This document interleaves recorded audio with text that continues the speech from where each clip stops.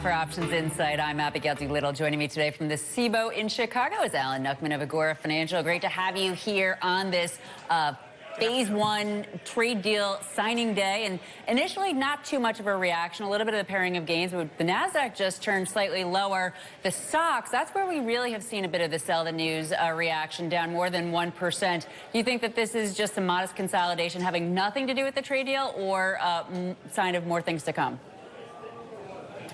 I think there's just more upside potential here. We've gone straight up, new highs almost every single day for the last couple of weeks. I'm still targeting 3,500 in the S&P, which is the distance of that drop we had in 2018 on top of that old top. So we still have about 7% more to get there. We've already done that in tech, had that V recovery. So let's see where we can go. But nothing's changed in my opinion. So you think this is healthy consolidation and a buyable dip? And right now it's not even a dip. The major averages are actually flat. But one area that has not participated in this, epic rally that you're talking about here, pot stocks, marijuana, cannabis, and you're looking to take advantage of that through your trade idea.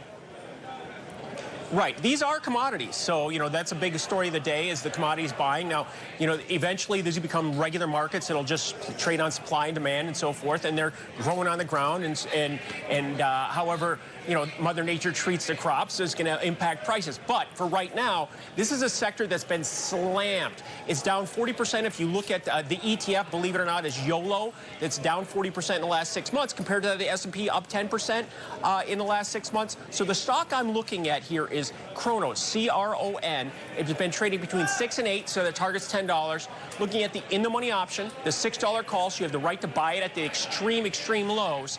And that's trading about $275. So the market right now is at $850. So the break even on that option is about 25 cents higher, an April call that has 3 months of time. Well, it's pretty interesting because that chart we were just showing of CRON certainly looked like it was a bit of a bottom there. Another sector that's been somewhat beaten down, energy, skew is low there, so it'll be interesting to watch that one and see whether or not it's viable through this earnings season. Alan Nuckman, thank you for joining us for Options Insight from New York. This is Bloomberg.